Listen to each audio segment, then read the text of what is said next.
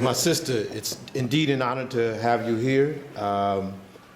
I've been following some of the politics, and I remember when you were elected to the CPP, as the CPP's member of parliament, you were the sole victor from the party. Still is. And right, and I remember that you were talking about once the election was finished, there was a major, I guess, conference that the CPP was having. And I'm presuming now, with the healing that's going on within the CPP, that there are some platform points you may want to share with the world.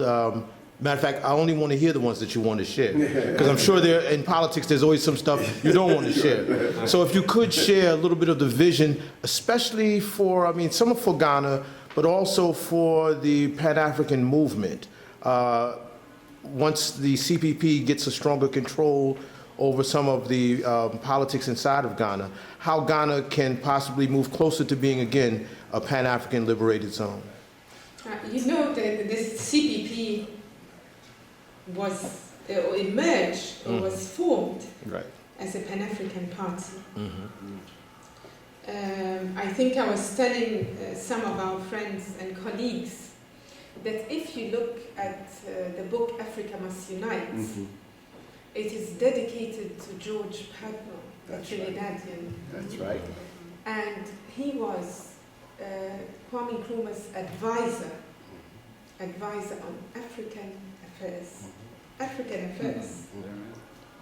So when we say we are Pan-African party, it means that we, in our thinking, in our plans, we don't distinguish between Africans living in Ghana or on the continent and those living everywhere else, that is the diaspora.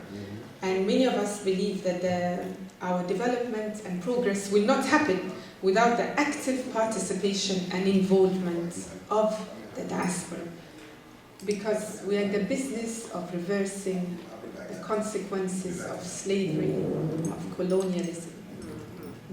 Yes. So part of the vision is to reverse the impact of those ills. So we are a Pan-African party, and we have a Pan-African project. Left to Kwame Nkrumah, he would have pushed through his unification project very vigorously, together with the countries, other African countries who agreed with him, because some did. They would have formed a small nucleus, and then as it grows and becomes successful, other countries would join in. So we are following in his footsteps. We have those same dreams, because we believe that we must unite for our economic survival, our economic viability. So that forms part of our thinking. Right. But Kwame Nkrumah used to say that he's an African based in Ghana. An African based in Ghana. And this is how we think. Yes. And this is how we think. Because I believe you need a base. And you need to strengthen that base. And you need to have a loyal, strong following in your base before you can be effective anywhere else. Okay, thank you. So our preoccupation with building a political machinery in no way must it suggest that we are less concerned about our larger project, or the ultimate aim, which is to have a strong African nation. So that's on our Pan-African views or plan. As for the other political, let's say our political, or the pillars of our ideology, they remain the same. You see, the whole objective of political independence was for us to restructure our economies, so that our economies benefit our people, not anyone else. That's right. Gain control over your resources and your economy. That was the whole idea of political emancipation was the first step, or the means to arrive at the goal of raising the standard of our lives and creating conditions for our well-being and welfare. So that core principle still stands today. Amen. Because you know even better than I do that we are nowhere to fulfilling the basic needs of our people. Anyone who's traveled in Africa, who's lived in Africa, knows that the richest continent of the world still has poor people. That's right. Or people who don't enjoy the basic services, quality education, clean drinking water, access to quality, basic, forget even quality, basic health care.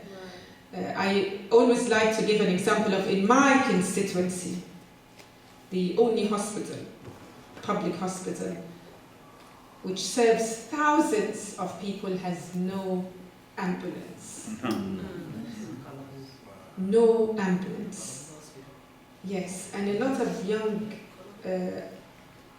or childbearing women have difficulty when they are giving birth, because in many remote places a woman has to be carried for an hour or half an hour before she gets to the street where she can take a car to take her to the hospital to deliver. And I don't need to tell you the consequences of that. So we have not satisfied those basic needs of our people. And we are economically marginalized. I was explaining to the students of Northwestern yesterday that what we need more than anything else are smart, confident negotiators at the WTO, at all our international financial gatherings, to make sure that they argue our case for us intelligently and forcefully. We are marginalized economically. And that is why, or part of the reason why, we are poor. And I was so happy when in Chicago I went to a school called the Samia Nkrumah Academy, because we met hundreds of these young children, primary school children, who were taught Nkrumahism. They were taught Pan-Africanism. And when you teach a child at that age the principles of self-reliance, self-worth, self-confidence, I can tell you, they will not go wrong. That's right. No matter how hard their life is, they will bounce back. Amen. So I'm waiting to see those kids 10, 20 years from now.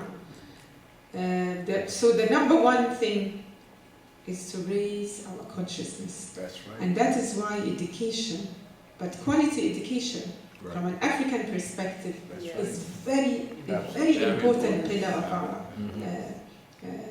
ideology. Great. And that is why in the 60s there was a report that came out from UNESCO which said that Ghana in 65 spent, the country that spent the most on education was Ghana. 1965.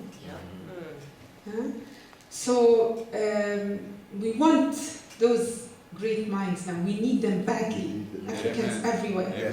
We need them.